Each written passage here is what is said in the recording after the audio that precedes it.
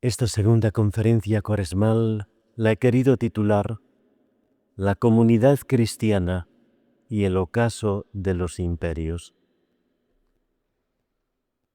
En la conferencia anterior encuadramos nuestra reflexión en torno a tres escenarios que son tan cotidianos que quizás no nos apercibimos de ellos, pero determinan nuestra realidad cada día.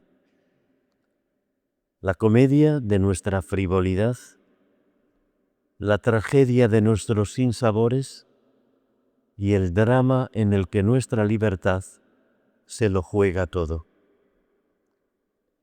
Veíamos antes de ayer que más allá del desenfado cómico de quien se toma la vida a chanza, en una carcajada sin gracia, como si fuéramos picaflores que no tienen seriedad ante nada, y más allá también de quien se siente rehén de las desgracias trágicas que nos sumen en el llanto sin consuelo ni esperanza, queda ese resquicio, ese tercer ámbito en donde nuestras sonrisas y en medio de nuestras lágrimas emerge la libertad de quien se sitúa en la vida con la humildad mendicante de querer entender lo que pasa, de aprehender el mensaje y poder así secundar su enseñanza.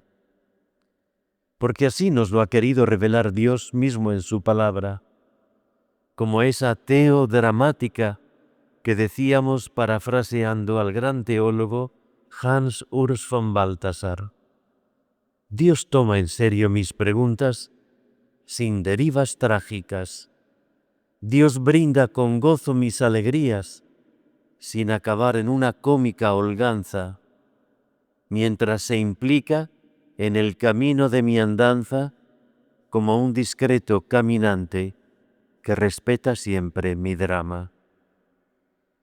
De ahí nos fuimos al texto de Pablo en la segunda carta a los Corintios, en el capítulo 5, para ahondar en lo que significa reconciliarnos con Dios, con los hermanos y con nosotros mismos. Un auténtico guión para preparar en estos días la confesión sacramental que perdone nuestros pecados y faltas. Concluíamos con la provocación dulce que Jesús le hacía a Nicodemo y que nos hace también a cada uno de nosotros, cuando le invitaba a volver a nacer, a volver a empezar, sacudiéndose las inercias mediocres, las seguridades mundanas, los desánimos que perdieron la confianza, a fin de dejarnos sorprender por el Señor, que es capaz de hacer nuevas todas las cosas y de librarnos del secuestro que nos ata con remordimiento a nuestro pasado o que nos ciega con temores ante lo incierto de nuestro mañana, para de este modo poder estrenar con audacia y gratitud el presente que Dios y la vida ponen cada día en nuestras manos. No estamos al margen de las cosas de este mundo como si habitásemos una galaxia celestial, lejos de todo, lejos de todos. Por eso en la conferencia anterior he querido recordar cómo entre comedias que frivolizan y tragedias que nos aplastan, cabe siempre ese camino de la libertad ante el drama que nos reclama, una respuesta serena y madura desde nuestra identidad cristiana. La larga historia de la Iglesia ha sabido asomarse a tantos escenarios variopintos. Hemos visto imperios y regímenes de todos los colores, con todos los desmanes, con un sinfín inagotable de matices. Con todos hemos podido dialogar para apoyarlos o para criticarlos o para buscar y hacer juntos un camino nuevo compartido. Nunca nos hemos plegado a sus ordenanzas y sabemos adaptarnos a los desafíos que todos ellos entrañan. Si bien es verdad que no siempre hemos gozado de la libertad y de la autonomía deseables para tomar de los imperios una debida distancia. En esta tarde, teniendo el horizonte de la larga trayectoria de la historia cristiana, queremos ahondar en el significado que tiene nuestra presencia en medio de la sociedad, formando parte de un pueblo en el que no perdemos la identidad como creyentes, que tienen en Jesucristo y su Evangelio la referencia moral y cultural para hacernos presentes y aportar lo que de nosotros cabe esperar. Pero antes vamos a escuchar el primer fragmento musical de los 3 que oiremos, como hicimos en la primera conferencia cuaresmal anteayer, con esa connotación de complicidad que la buena música quiere poner a la letra de nuestra pobre palabra. Cada tarde, volviendo de nuestras faenas y fatigas, al ponerse del sol, nos invade la oscuridad que no siempre deja brillar a las estrellas. Entonces nos embarga tal vez un sentimiento de cansancio, de duda, que pone en vilo todas nuestras preguntas. Es la oscuridad que se adensa en nuestros pasos, poniendo sombras en el pasado, emborronando el presente e impidiendo que con serena calma esperemos que amanezca mañana. Así estaban aquellos 2 discípulos que, cari acontecidos y tristes, se fugaban a Emaús en un atardecer que resultará inolvidable para siempre en sus vidas. Porque acontecerá un encuentro que cambiará sus vidas, y es entonces cuando se eleva una plegaria, como va a hacer ahora el coro de niños, que nos va a interpretar, diciendo como aquellos 2 discípulos fugitivos: «Quédate con nosotros, Señor, que se hace tarde. Hay un alero para cobijarte, un pan caliente que compartir y un vino añejo que escanciaremos para la cena junto a ti». Así escuchamos este himno bellísimo que cantará el coro infantil Libera. Lo cantan en inglés.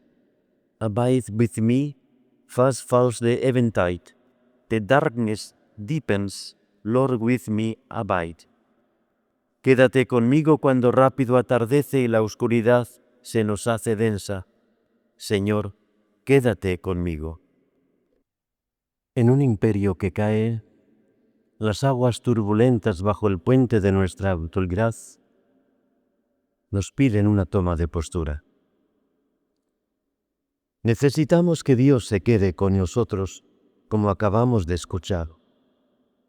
Muy a nuestro lado, cuando efectivamente la oscuridad se puede hacer demasiado densa.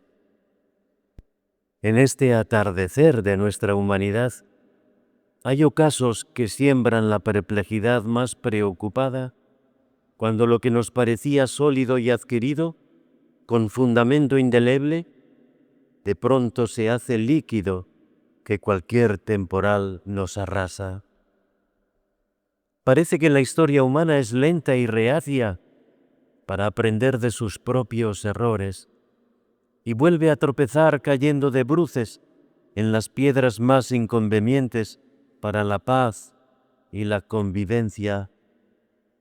El egoísmo más insolidario hace que el termómetro de las bolsas mundiales se vuelva loco y nos amenacen continuamente con un nuevo crack económico, preludio de tantos desajustes sociales y políticos, cuando se introduce el miedo en el escenario.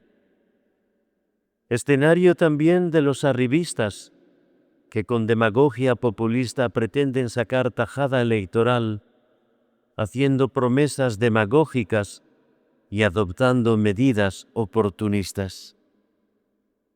Aguas turbulentas que bajo el puente de nuestros días discurren alocadas entre el estruendo y el destrozo de nuestro momento social, político, cultural y también eclesial. Es otra especie de dana que pone a prueba nuestra esperanza. Hay cantos que marcan tu camino de tantas veces como tal vez los hemos tarareado. Quizás te han llegado sus músicas en momentos tan precisos como inciertos, pero arrojando esa luz que te faltaba, esa paz que no llegaba, ese abrazo que te hiciera saberte sostenido y acompañado. A mí me sucedió, ya en mis años más mozos, cuando escuché y canté uno de los temas más populares de Simon and Garfunkel, Puente sobre aguas turbulentas. Bridge over troubled water. Así dice su primera estrofa. Cuando estés cansado, sintiéndote pequeño, cuando las lágrimas estén en tus ojos, las secaré todas. Estoy a tu lado cuando los tiempos se te ponen difíciles y los amigos simplemente no pueden ser encontrados, como en un puente sobre las aguas turbulentas. Esta es la primera estrofa. Toda una declaración de intenciones que describe el momento que vivimos en nuestros días. Las mentiras de políticos corrompidos hasta las cejas. La desigualdad entre pueblos que se descartan ante la opulencia amara de los poderosos. La violencia doméstica, callejera, nacional y la internacional, con tantas guerras cuyas trincheras sofisticadas tienen tantos recovecos y tantos drones capaces de infligir demasiada destrucción y tanto mal. La volatilidad de una economía a merced del capricho del arancelario de turno con su arbitrario mando a distancia. El recorte calculado de la libertad, extorsionando la labor que hacen los jueces, o amenazando a periodistas libres, o secuestrando la autoridad moral de quienes, como la Iglesia, tienen una palabra que decir o un desmán que denunciar. Sería muy prolijo hacer el elenco de estos borrones y de todas estas manchas que desfiguran y eclipsan nuestro momento actual. Son las aguas turbulentas bajo el puente de nuestra actualidad. Ante esta descripción tan realista, tan cotidiana y tan sabida, ¿cuántas veces experimentamos en carne viva estos sentimientos que nos sobrecogen por su dureza, por su incertidumbre, por el masivo peso de algo que tal vez nos abruma demasiado? Sabemos que las tormentas pasan cuando descargan sus enconos y que la noche disuelve sus penumbras con los primeros rayos del sol de cada mañana y que todo vuelve a ser, todo vuelve a su ser tras el zarandeo que pone a prueba nuestra confianza. Me viene a la memoria una escena de los Pirineos que tantas veces recorrí en mis andanzas montañeras. En la vertiente francesa de la frontera pirenaica con España hay un célebre puente, el Pont d'Espagne, recio y anclado en aquellas rocas, en medio de bosques centenarios, que te permiten asomarse al espectáculo de sus aguas bravías y al potencial sonoro de la música con la que te ensordece el alma. En aquel precioso valle de Gavarnie se alza enhiesto ese puente bajo cuyos arcos bajan revueltas las aguas turbulentas desde el deshielo de sus glaciares.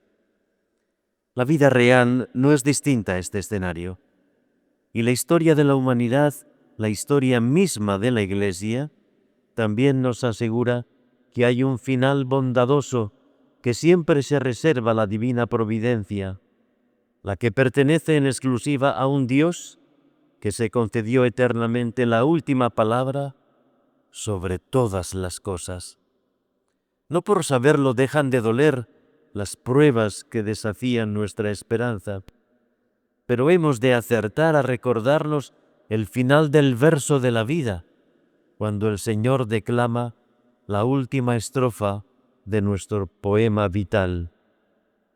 Me vienen estos pensamientos y recuerdos cuando veo justamente tantas revueltas agitadas en el mundo e incluso dentro de nuestra misma Iglesia. Es como si estuviésemos ante un final de ciclo, ante un cambio de escenario, ante una inevitable mutación de derivas, tras haber tocado techo en no pocas pretensiones altaneras, o de haber llegado al fondo en nuestros abismos estériles bajoneros. Y andamos muy revueltos, sí, pero la historia de Dios con sus hijos es larga, así como infinitos los recursos que Él no cesa de señalarnos y nos regala. No necesitamos agoreros de desgracias, sino profetas de esperanza. No quienes banalizan lo moral o abaratan la verdad, sino quien nos ayuda a volver al sendero perdido en nuestros extravíos pródigos, quien nos sostiene en nuestra balada de perdón con el abrazo que nos levanta, quien nos enjuga las lágrimas como Dios hace, que constituye con todas ellas su propio llanto y que se alegra de nuestro canto de conversión y arrepentimiento para invitarnos a la fiesta que no se acaba. Esta es la última palabra que solo Dios balbuce en el corazón, que se llena de paz tras todas nuestras torpes penúltimas palabras. Desde aquí, desde estas aguas turbulentas, encaramados en el puente, la paciencia de Dios es la única que nos salva.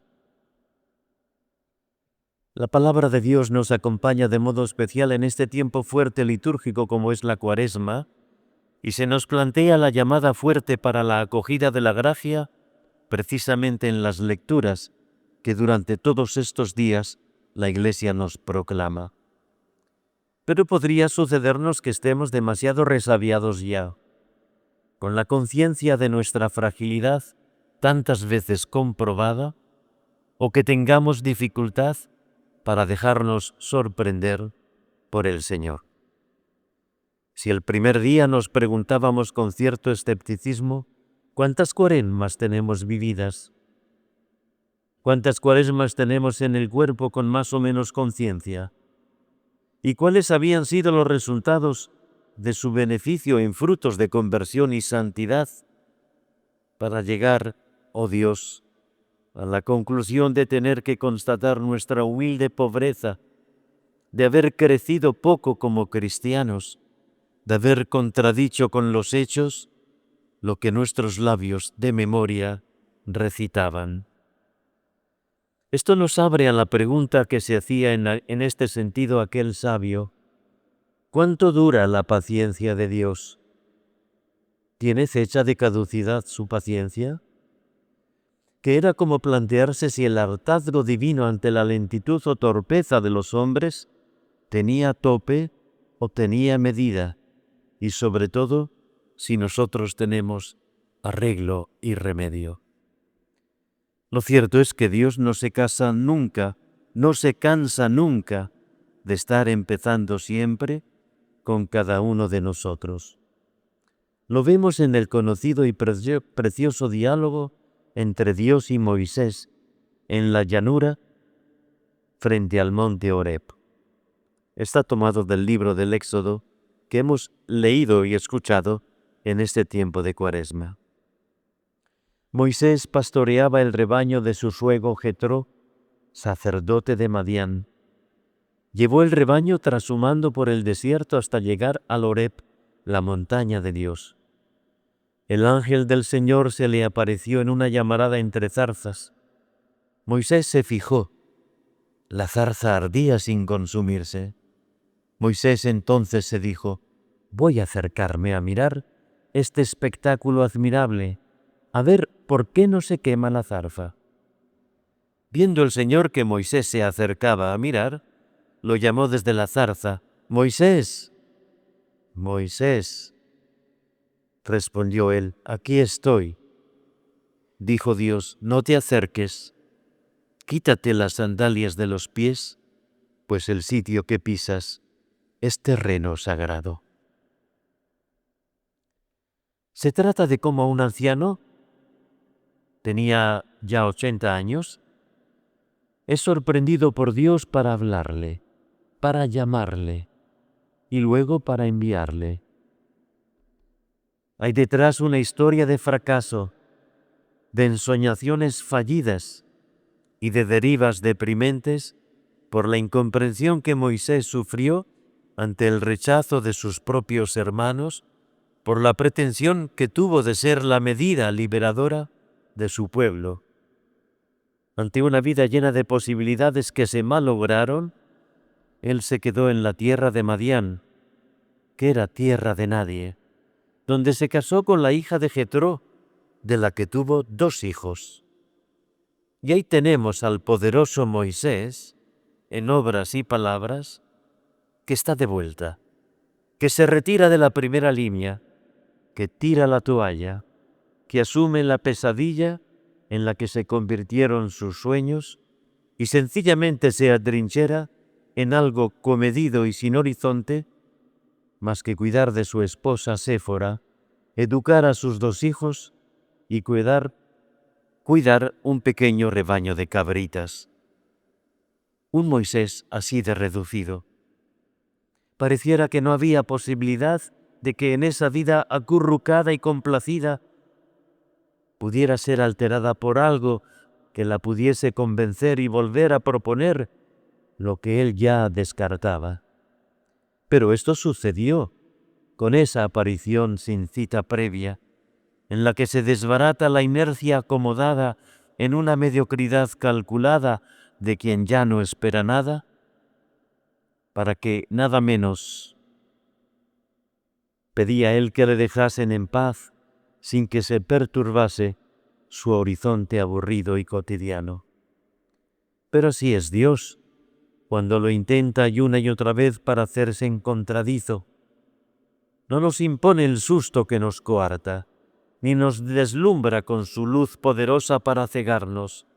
Se insinúa, con respeto discreto, en donde nos chista sin violencia y sin fiscalizar nuestras contradicciones, como si fuera el gran gendarme. No hay tope ni merma en la solicitud de Dios cuando quiere contar con alguno de sus hijos para confiarle una encomienda. A pesar de la quemazón y del hartazgo con los que a menudo nos enfrascamos en nuestra tristeza, enrocándonos tras las bambalinas del penúltimo fracaso, Dios nos puede mirar como nosotros no somos capaces de mirarnos. Y surge esa posibilidad inaudita, insólita, siempre inmerecida, de volver a estrenar lo que sin embargo seguía intacto. Moisés acusará el golpe. Entendió el chiste que le chistaba sin carcajada y se dejó arrastrar ante algo tan cotidiano como una maleza de mata silvestre que arde sin consumirse. Desde la llanura de su placidez tendrá que ascender a los 1700 metros para alcanzar el bancal montañés donde a él se le provocaban. No entrar de cualquier manera ante ese espectáculo trivial, sino que deberá descalzarse ante la zarza ardiente, porque allí quien lucía y ardía era nada menos que la presencia de Dios.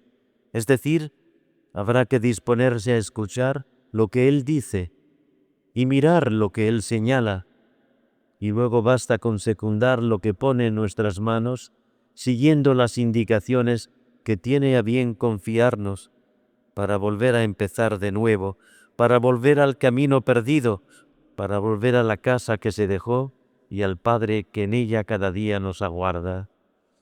No es un Moisés enojado con la vida, sino alguien que todavía tiene antenas para captar la llamada, para dejarse convocar por un Dios que nunca defrauda. Vibran en esa entraña lo que emocionado canta el salmista, que siempre ayuda a entonar nuestro canto de gratitud por la paciencia de Dios para con cada uno de nosotros. Y como dice el Salmo 102, nosotros también cantamos: bendice, alma mía, al Señor, no olvides sus beneficios. Mira, Él perdona todas tus culpas, cura todas tus enfermedades, Él rescata tu vida de la fosa de la tuya y te colma de gracia y de ternura de la suya. Pero la paciencia de Dios es y será siempre nuestra salvación, no nuestra conquista, sino el inmerecido regalo de su don gratuito. Eso es lo que a nosotros nos salva. Escuchemos ahora la segunda pieza musical, una pieza sublime que describe este drama que abraza mi vida y que tuvo el precio de una vida, nada menos que con la vida del propio Dios. Hay una descripción del dolor de Jesús en la cruz que es anticipada por el profeta Isaías, con unos detalles que conmueven por su realismo sufriente. Fue una pasión prestada, la de Cristo, porque a Él no le correspondía. Una pasión incluso impuesta por nuestros pecados y cobardías. Pero no la eludió Jesús. Era el precio de nuestra salvación, las 30 monedas de toda su vida con la que Él compró nuestra felicidad y nuestra paz. Es la paciencia que nos salva a este alto precio. Vamos a escuchar la coral 54 de Juan Sebastián Bach en su célebre Pasión según San Mateo, que interpreta la orquesta y el coro de la Akademie für Alte Musik de Berlín, dirigido por el director René Jacobs. Se canta en alemán y dice: O Haupt voll Blut und Wunden, voll Schmerz und vollen Hohn, o rostro ensangrentado, lleno de dolor y lleno de desprecio. Con esta descripción que se nos adentra en el corazón, desde la certeza de esta paciencia divina que no se cansa de nosotros, nos queremos ahora asomar a una última escena evangélica en la que Jesús puso el dedo en la llaga más audaz, la más verdadera de lo que significa propiamente hablando la actitud moral cristiana. Vale la pena meterse en ese relato y acaso acertar a situarse colocándonos por dentro, porque de los distintos protagonistas que aparecen, yo estoy, de hecho, identificado con más de uno de ellos. En el camino de Jericó, un samaritano de ida y vuelta. Dios es amor. Así lo zanjó como bendita definición San Juan en su primera carta. A veces la historia torpemente ocurrida o tendenciosamente inventada se ha esforzado en separar lo que en Dios está infinitamente unido, Él y el amor. ¿Cuántas falsas presentaciones de Dios por querer contarle sin amor? ¿Cuántas caducas comprensiones del amor al querer vivirlo sin Dios? ¿Cuántos momentos terribles en nuestra historia humana por querer omitir en nuestro cotidiano vivir a Dios y al amor, o por intentar enfrentarlos como si fueran rivales? Las caricaturas de amores falsos que no nacen del estupor ni de la entrega, que no entienden de sacrificio ni de ofrenda, que no generan alegría sino un fugaz y egoísta contento, han sembrado en nuestro mundo una tragedia de celofán. Cuanto más se abarata el amor, cuanto más se lo banaliza hasta la frivolidad, cuanto más se lo reduce a satisfacción pulsional de usar y tirar, tanto más necesitamos que alguien nos ponga delante la belleza, la dignidad y la exigencia de un verdadero amor, de ese amor para el que hemos nacido y el que reclama nuestro corazón como la más noble exigencia que el mismo Dios ha escrito en él. Pero ese parecernos a Dios con verdadera semejanza no es un atributo oculto y clandestino de tan privado que pudiera ser.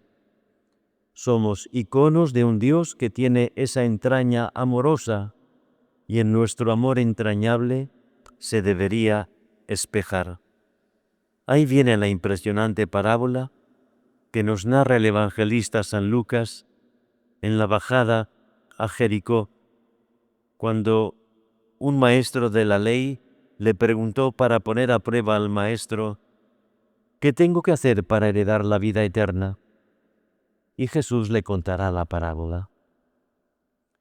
De maestro a maestro, un letrado se pone ante Jesús, no tanto para aprender de él, cuanto para ponerlo a prueba, como apunta el Evangelio. La pregunta no era una cuestión banal: ¿qué tengo que hacer para heredar la vida eterna? Y Jesús respondió con otra pregunta, colocándose en la posición preferida de un judío piadoso. ¿Qué dice al respecto la ley? ¿Qué es lo que está mandado? A lo que el letrado contestará con una respuesta tan perfecta como teórica y prestada. Amarás al Señor tu Dios con todo el corazón, con toda tu alma, con todas tus fuerzas, con todo tu ser, y al prójimo como a ti mismo. No obstante, aquel letrado, queriendo aparentar un interés, quiso aparecer como justo, dice el evangelista. Lo que vino a desvelar es que estaba instalado en la más crasa ignorancia. ¿Quién es mi prójimo? Y es entonces cuando Jesús cuenta esta impresionante parábola del buen samaritano. Hay que advertir que para un judío, cualquier samaritano era alguien marginal e incluso despreciable, y por ello el ejemplo de Jesús cobra un tono de provocación que viene a enmascarar el engaño en el que vivían ciertos judíos fieles a la ley. Hay un hombre malherido, medio muerto por una paliza bandida. Sobre ese cruel escenario van a ir pasando diferentes personajes que, realizando su representación personal o del grupo al que pertenecían, pondrán de manifiesto la calidad de su amor, la caridad de su corazón. Y así como si de una película de buenos y malos se tratase, pasarán los profesionales del culto y de la religión, un sacerdote y un levita, que responderán ante el reto que tenían delante con una cómoda justificación. ¿Y si es un cadáver? Si es un cadáver, no. De modo que los representantes oficiales de esa ley, que cifraba la perfección en el amor a Dios y al prójimo, como condición para heredar la vida eterna, se encuentran con que hay excepciones a la hora de amar. No vaya a ser que nos contaminemos al pretenderlo. Tal vez nunca, como en este ejemplo de Jesús, se puso tan a las claras hasta qué punto la ley puede matar. O dicho de otro modo, como hay cumplimientos que son más bien torpes evasiones y crueles inhibiciones, porque hay cumplimientos que son solo eso: cumplo y miento. El último personaje ante el escenario común será precisamente, vaya por Dios, un samaritano. Es decir, alguien que no entiende de leyes, ni de distingos, ni de excepciones. Alguien que se topa con un pobre maltratado y no sabe más. Alguien que seguramente jamás se habría planteado qué había que hacer para heredar la vida eterna. Pero curiosamente, será ese samaritano el único de los actores que había entendido sin saberlo la ley, que estaba caminando hacia la vida eterna y que había acogido el amor a Dios practicando el amor al prójimo. Observemos los verbos empleados, porque en esa parábola hay un itinerario donde se indica el proceso del verdadero amor. Llegó a donde estaba él, lo vio, sintió lástima, se acercó, le vendó las heridas, lo montó en su cabalgadura, lo llevó a una posada, lo cuidó y pagó los gastos. ¿No recuerdan estos verbos las actitudes del padre de la parábola del hijo pródigo? Cuando estaba todavía lejos, su padre le vio, y se conmovió, y corrió hacia él, y se echó a su cuello, le besó efusivamente, e hizo una fiesta en su honor. Aquel samaritano fue para su hermano prójimo lo que el padre para su hijo pródigo. Y en esta parábola, como retrato biográfico de nuestra propia vida cristiana, estamos ante un espejo de cómo nos situamos ante quienes son apaleados de tantos modos por los malos de toda perversión dañina. Tal vez los tengamos más cerca de lo que parece. ¿Acaso esos malheridos los tengamos en la misma familia, o en el círculo de mis amigos, o en el vecindario, o en el ámbito de mi trabajo, o de nuestra parroquia y comunidad cristiana? ¿Quién es mi prójimo? ¿Qué paliza le han dado? ¿Qué puedo hacer yo para que no sea mirar para otro lado, rodear su desafío y pasar de largo? La parábola del buen samaritano siempre será en la conciencia de la Iglesia un permanente examen de amor sobre nuestra transmisión de la fe que hemos heredado. Nosotros, conocedores de la revelación de la misericordia de Dios que se nos ha manifestado en Jesucristo, podemos de hecho correr el riesgo de no entender nada del cristianismo si al preguntarnos con todo derecho y con todo deber sobre qué hacer para heredar el cielo, qué hacer para llegar a la vida eterna, lo hacemos evadiéndonos de la tierra y del dolor de Dios que Él quiere sufrir en tantos de sus hijos pobres, enfermos, marginados, torturados, expatriados, asesinados, silenciados. Ser cristiano es, en el mejor de los sentidos, vivir como Dios, es decir, con misericordia.